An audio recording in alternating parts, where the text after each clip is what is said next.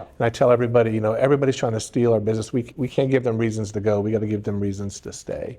So that's our challenge is giving them reasons to stay at the hotel, that everybody else is trying to pick them off, but when they come into the town, they're not thinking about, oh, I want to try this, oh, I want to try this. I want to stay at the InterContinental because they take care of me. Yeah. That's my home, that's where I go, and that's where I feel taken care of.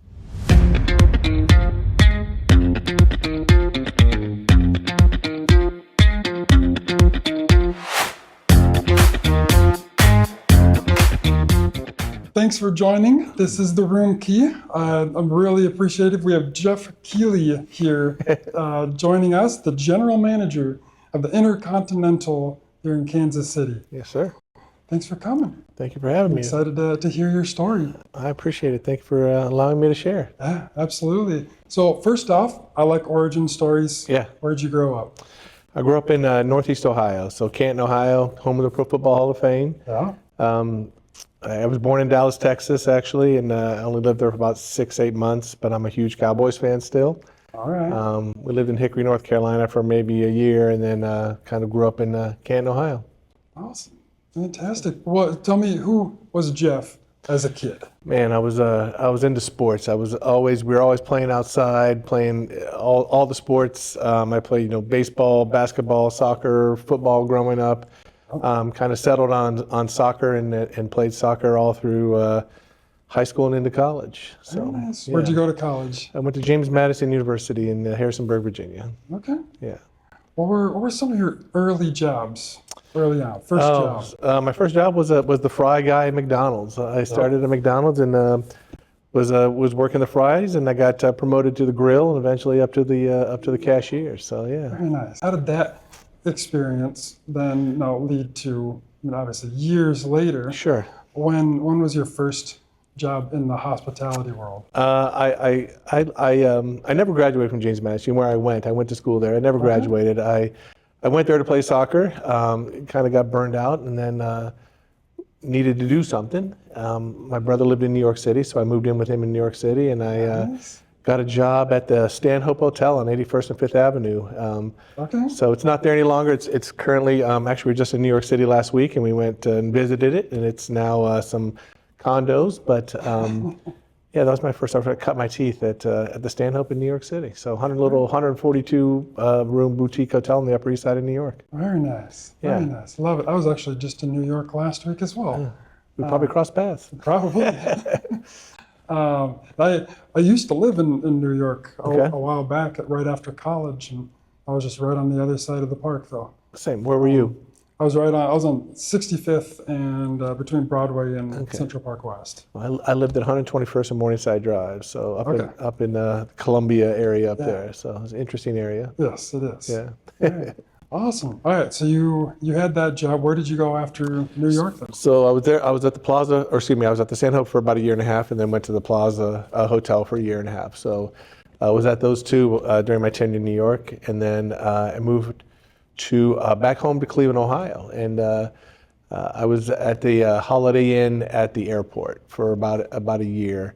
I was a front office manager there, and then I got promoted within the company. It was Buffalo Lodging Associates up to Comfort Suites in Buffalo, New York. So that was my first GM position. I think I was 27 years old. Okay. Little 100-room hotel in Buffalo, New York. Yeah. So yeah, very nice. Yeah, it was fun. It was a big learning challenge. I had a great boss, kind of showed me some of the ropes and kind of taught me how to be a general manager, and met my wife there, so it was nice. It turned out to be really a good experience. Yeah, absolutely. Yeah. So did you know when you ditched college, moved to New York, that hospitality that was it? I had no idea. I didn't know what I wanted to do. I just opened up the New York Times and applied to some different jobs and had a really good interview at the Stanhope, and it's worked out. I've been in it ever since. But yeah, when I left school, I truly had no idea what I wanted to do.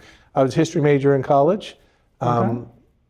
But again, I went to play soccer, and I just had to choose a major, so I was interested in history, so that's how it panned out. That works. What about that job or the industry that really drew you in? Yeah. So I had a great manager when I started at the Stand-Up. His name was Matthias Sandner. He kind of took me under his wing kind of showed me the ropes, and I had a knack for it. So it's something that, when you feel comfortable and you feel like you're achieving, you kind of want to continue to do it. So Yeah. I got promoted up a couple times as he got promoted up. So he kind of really got me interested and started in it. And then, like I said, I found that I had a knack for it and enjoyed it. I enjoy talking to people. So I worked the front desk, and that was pretty easy for me to work and to talk to people and kind of make that small talk and make them feel comfortable. And from there, you could kind of learn everything else. So it worked out really well. That's awesome. Obviously, have you seen the Plaza since they? I went back there. We were there, Finished that? just last week in New York. We walked through the Plaza. Now it's split kind of between hotel and condos now as well. So it wasn't what I remembered. There used to be the grand lobby and all Yes. that, and we still walk and saw Palm Court and all that, but the front desk is different. So they're two totally different hotels than what they were when I worked there. Right. Yeah. Yeah. They're definitely very different. Yes.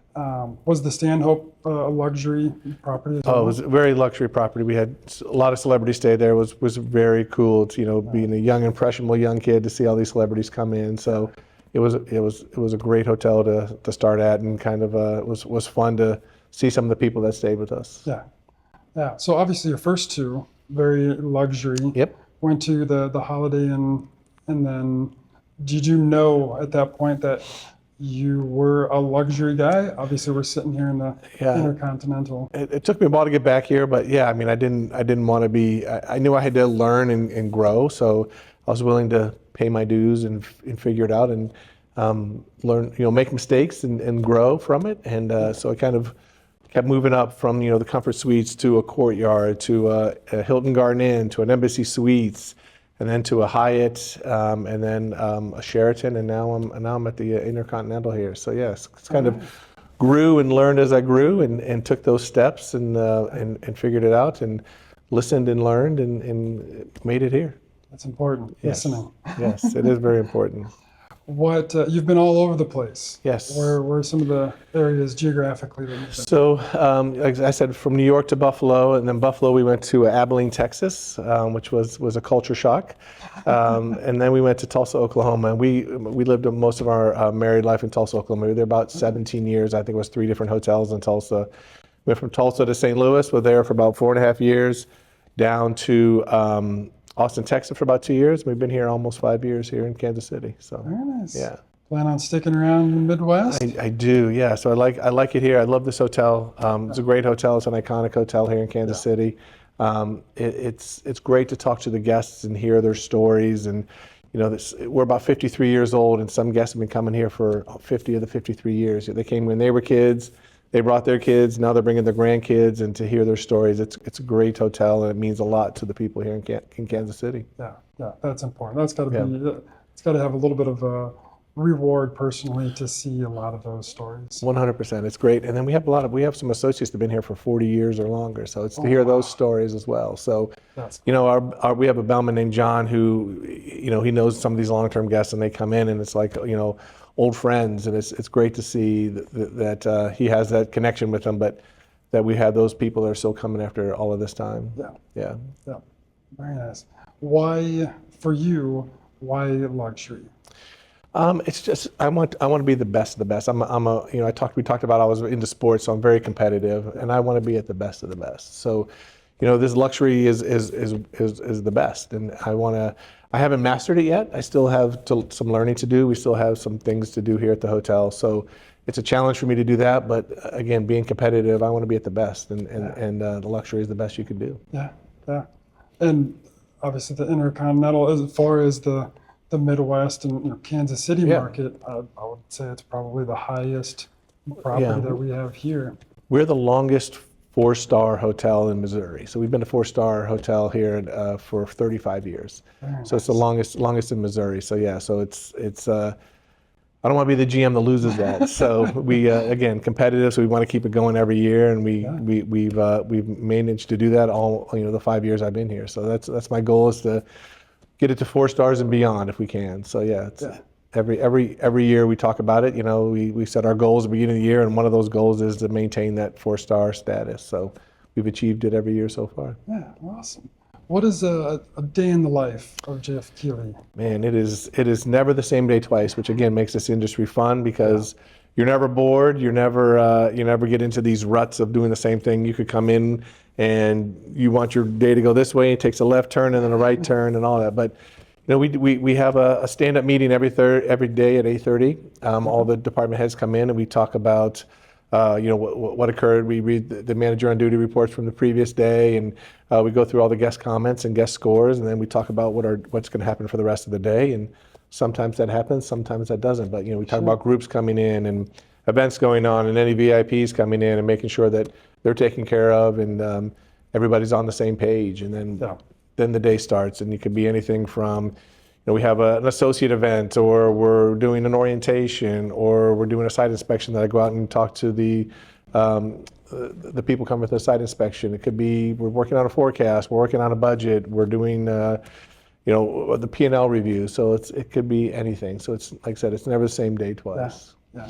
Usually get out of here 5:30, 6 o'clock, and it's a full day. So we got a great staff, great set of managers that allows me to kind of keep semi-normal hours. So it makes it easier when your staff is there to support you, and you can trust them and make sure that they're taking it home and making sure the guests are taken care of. So yeah, absolutely. On that note, what does your process look like to attract, hire, and train good quality luxury employees? Word of mouth is the best seller, so we want to take care of our current associates, make sure that everything that they have, they have all the tools they need to do their job, that we make it a challenging and exciting place to work. So we want to keep them, and we'd love to have no turnover, but that's not realistic. Yeah. But we try to make it a challenging and rewarding place. We interview, and we make sure that we're hiring the best people that we think are going to fit into those positions, and then we train them to do those positions. So it's a good interview process. It's taking care of them, and then training them and giving them the tools to do their job. So we try to do that every day and challenge our associates to push each other, but also take care of our guests. They don't have to come to me; they can take care of the guests right there. So we try to empower them to take care of the guests and to make those decisions, so that our guests don't have to wait if there's an issue, that they can get it taken care of right away. Right. Yeah, empowering them to own their position. 100%. I love it. What does the potential pressure look like as far as being a luxury property and having the 35-year four-star on you as the buck stops with you on everything? Again, I have staff that makes me look good. I truly understand that it's not me. I talk to maybe a dozen, 20 guests a day, whereas we have front desk associates and managers that talk to 50 to 100, or more. We have, I clean really, if I'm cleaning rooms, we're in trouble. But we have people that clean 16, 18 rooms a day. So I truly understand where my bread is buttered. So I make sure that our staff gets recognized, that we give them, we challenge them on a daily basis, that our managers are recognized and they're given the power to do their job. So we have a great staff. We pay, I think we're in the higher third of the city. We challenge them, we train them, we give them the tools to do their job, because it is a challenge. We're kind of up here and everybody's trying to get here, and they're trying to steal our business. Yeah. And I tell everybody, everybody's trying to steal our business. We can't give them reasons to go. We got to give them reasons to stay. So that's our challenge, is giving them reasons to stay at the hotel, that everybody else is trying to pick them off, but when they come into the town, they're not thinking about, I want to try this, I want to try this. I want to stay at the InterContinental because they take care of me. Yeah. That's my home, that's where I go, and that's where I feel taken care of. So we push our staff every day to find new and unique ways to make our guests happy, and we make sure that we're taking care of them. And our internal guests too, all of our staff, we want to make sure that they feel taken care of, because they're the ones that, happy associates equal happy guests. Yes. Yeah, absolutely. How does your relationship with ownership shape your day-to-day? I think I have a good relationship with our owners. I talk to my boss probably once a week. I think if you're not talking to them a lot, that means that you're doing your job. But I think as long as we're hitting our budgets, we're exceeding our GOP, and our scores are there, that we're doing our job. And if my owner's having to call me every day to ask questions about why did this happen or what's going on here, then we're not doing our job. So I think it's a good sign when you don't have to get those phone calls on a daily basis. It's just a touch base once a week, and everything going well. Yes, do you need help from me? What do you need from me? What's going on? So I think that's the way it should be. If they have to keep their thumb on you all the time and ask you all these questions, and it's you're not doing your job. Right. And then when they ask questions, you got to have those answers right away. Because if you have to, you should know what's going on in your hotel. You should know what's going on with your associates, your guests, your scores, your revenue, and you got to be able to answer those questions right away. You shouldn't have to say, "Oh, let me check on that and I'll get back to you." You should know, think like an owner. What are the questions they're going to ask me? Or if our forecast is down, or if our budget, we're not hitting our budget, or our GOP is down, what are they going to ask? And I need to have those questions ahead of time so that I can give them the answers that they're looking for. Yes, yep, absolutely. And it seems like there's a very good similarity, I would imagine, the way that you want to have the relationship with ownership is how you would like the relationship with the heads of the departments. 100%. Again, we do these stand-ups every day, and I don't want to regurgitate information to them. I want them to give it up to me. So we have someone different lead it every day. So that makes them look into, what are our guest scores? What was the MOD report? What can we do here? So someone different leads it every day so that they understand where the numbers are coming from, where these comments are coming from, and they can share with everybody else. So we try to make it not just me giving them information, but them giving it to each other and understanding it and where it comes from and all of that. So we have someone else lead it every day. Very nice. Yeah. You mentioned the sports, but is there anything that you can tie that your previous history, you're like, there's a reason that I went through this, or I had this job, or my parents did this? Again, I think it's a lot of the competitiveness, a lot of being on a team and understanding what a team is, and working together to get to that goal. So I think sports is an everyday for me. I mean, I enjoy it, but it's also, I want it to be the best. I want my hotel to be the best. But I understand I can't do it alone. Just like as in soccer, there's 11 guys on the field, and if all 11 are working together, it's great. But if one falters, then we're struggling. So it's the same thing in a hotel. If the front desk isn't doing their job, or housekeeping is not doing their job, or the culinary team isn't doing their job, we succeed as a team and we fail as a team. Right. Yeah. Right. How does the Kansas City market compare? Because you've been in a lot of different markets, spent a lot of time. How is our market itself different? I mean, it's competitive. It's a great market. It's getting better. Austin obviously is a different animal. It was crazy, and it's blowing up. So that was a different. But while I was there during COVID. So when I first got there in 2019, it was crazy, but then during COVID, it was like everywhere else. It was dead. But Kansas City is similar to Tulsa and St. Louis, as it's a very competitive market. We have a lot of great hotels here. We have a great convention center. We have a lot of things to offer visitors that come to town. Some great museums, some tourist attractions. There's a lot to do in Kansas City. So it's a very vibrant market. I think it's doing well, and it's just going to get better. I mean, I'm excited about the World Cup next year. Obviously, the Chiefs have done an amazing job of shining the light on Kansas City, and it's been great. It's helped us out a lot. Yeah, absolutely. Have you converted to a Chiefs fan yet? Unfortunately, no. I take a lot of crap. We play the Chiefs this year on Thanksgiving. It's in Dallas, so we'll see how that works out on the day after Thanksgiving. So yes. I might be. Yeah, we'll see how it works out. Yeah. All right. How do you handle the CapEx, PIP conversations with ownership, with your department heads? Yeah, I mean, I think it's our job to talk to the owners and let them know they're not here. They're in Providence, Rhode Island, and they don't know the day-to-day operation. So it's our job is to be realistic and let them know the good, the bad, and the ugly, and then share with them how we're going to improve upon it. I don't just want to tell them. We got to tell them how we're going to get there. So I think it's, again, thinking like an owner, and it's not just this is what's wrong, but here's the 4 solutions we can do. This one is more long-term, this one's short-term, this one's more expensive, this is less expensive, and go through all those options with them. So when we do our CapEx, we kind of think through that whole process and talk about,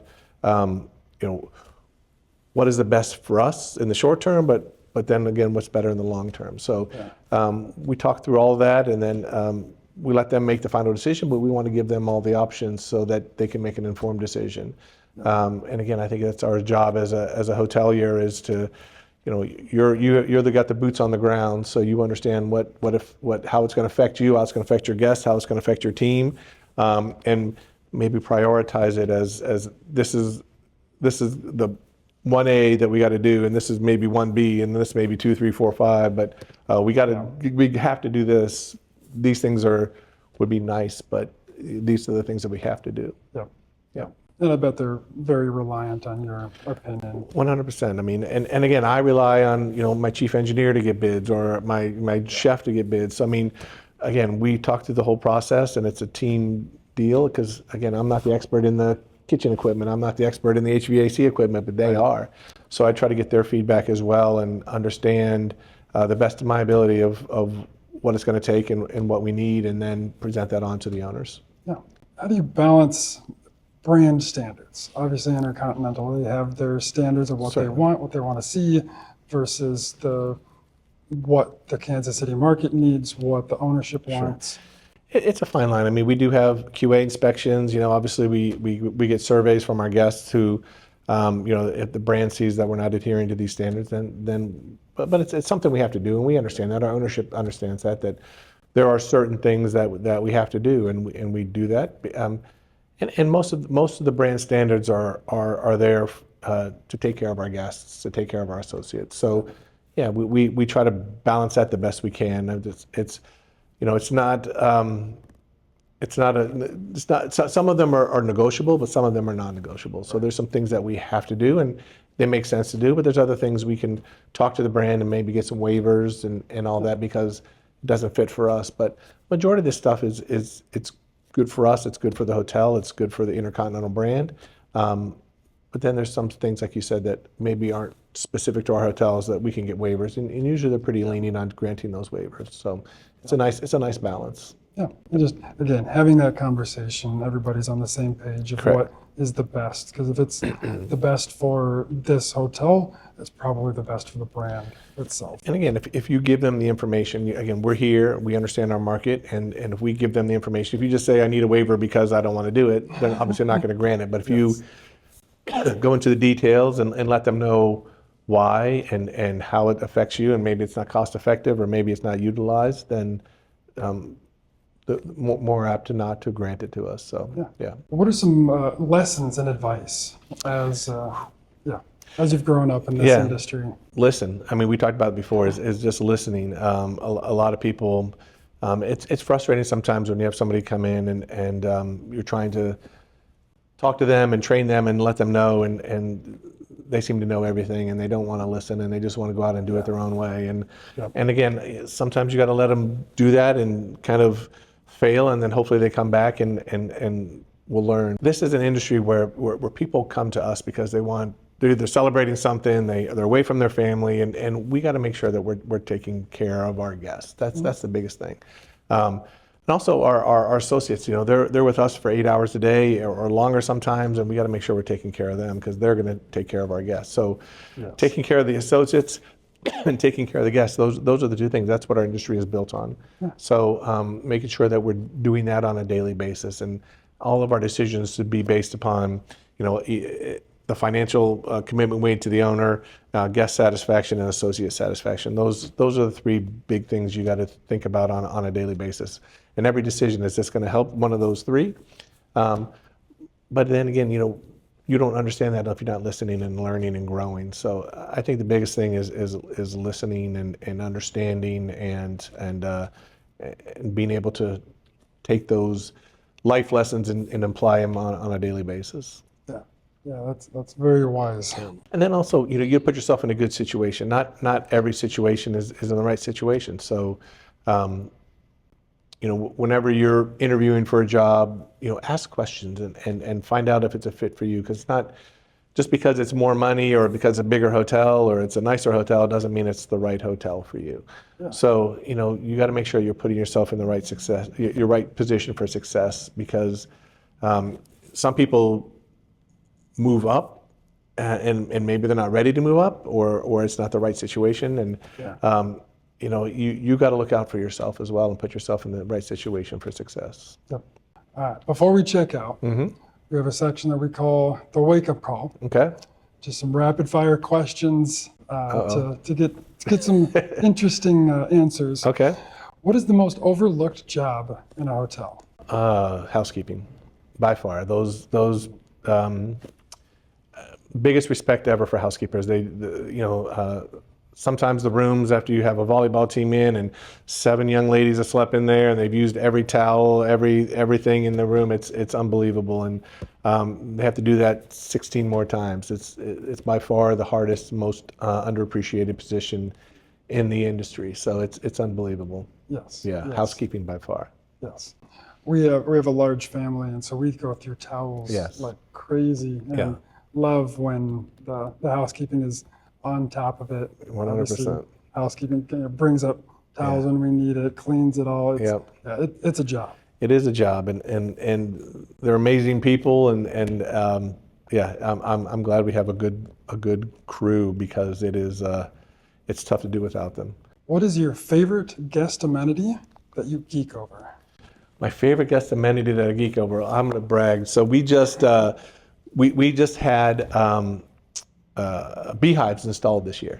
So we have 2 beehives on our rooftop over on our wing, and the beekeeper came out, and I went up on the roof with them, and actually some of our managers gone up, and we just got I think he said 40 pounds of honey, which came out to about 3.5 gallons. So we have rooftop honey that we have made from our hotel. So that's the coolest thing that we've had. So we have amenities that we can include our own signature brand of honey. So that's pretty cool. I've never heard of that before. Yeah. So I did it in Austin. We didn't, again, it was during COVID, so it kind of fell flat. But these beehives, he started off with just 2 stacks, and now we're up to 4 stacks. And there are, I think he said, between 60 and 80,000 bees in each hive. And he was, it's kind of cool to learn about it, but then just to see the finished product and you taste it, and the honey's amazing, and it's just going to be a really cool amenity to give out to our guests. That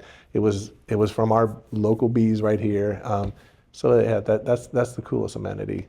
Interesting. Yeah. Do you have like flowers garden up there as well? Or We don't have a garden, so we're eventually going to do like a chef's like an herb garden. But Yeah. I mean, so they fly within a mile radius. So we got Luce Park up the street. The Plaza over here has lots of flowers. We have flowers planted in our pool area and along our drive. So there's, and there's a residential area right behind us. So there's ample opportunity for them to go. And he was, even the beekeeper was amazed at how quickly they built up their honey reserve. So he was thinking it was going to be, 20 pounds, and it was double that. So Nice. it was pretty amazing just watching him pull it out, and these whole things were just filled with honey. So it was pretty cool. So yeah.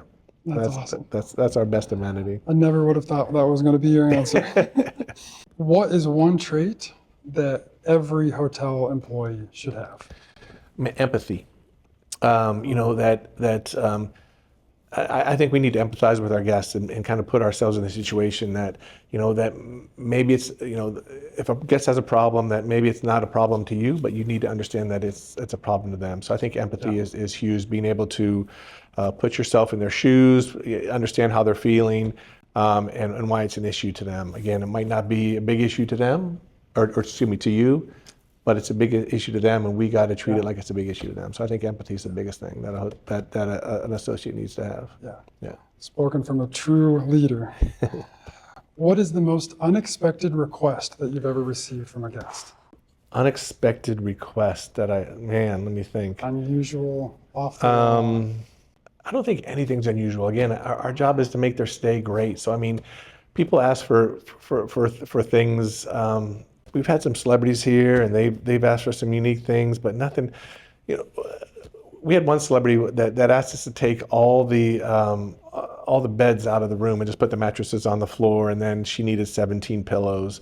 So that was kind of strange. But I mean, nothing has been, crazy that, we've never had, somebody want, I don't know, but we never had anything crazy. And that's kind of unique. But we've had celebrities that have ordered, exercise equipment to be put in their room, and then when they leave it here. So then we have extra exercise equipment. So that's kind of been a couple times that they've shipped stuff to the hotel. We put it in their room. They're here for 3 or 4 days. They use it while they're in the room, and then they leave. But we really haven't had any crazy, obnoxious things. Just some extra things here, or move the stuff around, or feather free, but nothing anything too crazy.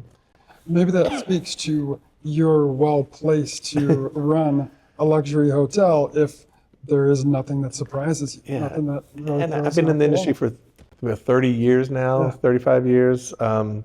So nothing. Yeah, I guess maybe I'm trying to think back to in New York. Well, I guess there was, when I first started in New York, there was a we had back-to-back singers. One was a male and one was a female, and it was funny. The male needed rooms blacked out, and then housekeeping said he had more makeup than the female did, so it was kind of just a unique situation. But we had to put paper over all the windows. And again, this is just when I was a front desk clerk, so it wasn't. You just kind of heard about it in the break room that this person had all this stuff in the room. So I mean that was kind of unusual, but yeah, I mean I think our job is to make the unusual happen. So it turns into be usual because our job is to make the unusual usual. All right. Yeah. What's one book, quote, podcast that has really impacted you? I think it's if we don't take care of our guests, someone else will. So we got to make sure that we're taking care of our guests. Like I said before, we got to give them reasons to stay, not reasons to leave. I'm not a big reader, but I do, again, listen and every day at staff meeting I put a different quote on, or every week on staff meeting I put a different quote on our board that we have, and I think that's the one that resonates the most. That if we don't take care of our guests, somebody else will. Yeah. So we got to give reasons to stay, not reasons to go. Yeah. Yeah. And that's the same for what you said, the employees, the guests. 100%. So I heard a quote one time that says, what if we train our employees so well that they're able to go?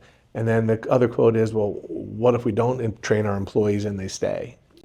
So I think the feather in my cap for my whole career is I think I had 11 people that have gone on to be general managers that have worked under me. So I think that's I think that goes to hiring the right people, motivating them, and giving them the tools to do their job, and then making sure that they understand the industry and letting them grow and letting them move on. I think that's a big thing for me, is that I've had 11. So that's kind of cool. That's cool. Yeah. Is it John Wooden, the coach that has had a lot of Wooden Tree, head coaches that have come out from underneath them. Yep. I think Krzyzewski has done the same thing. So I think there's a lot of great coaches that have had their proteges go on to be coaches, and I think that's great. I think that's what our job is to make people better and let them grow and reach their potential. So yeah. Perfect. Jeff, I've loved that you have been on here. You've shared. It's been a great interview. I'm excited to get it out. Thanks, Chase. Pleasure meeting you. Thank you very much.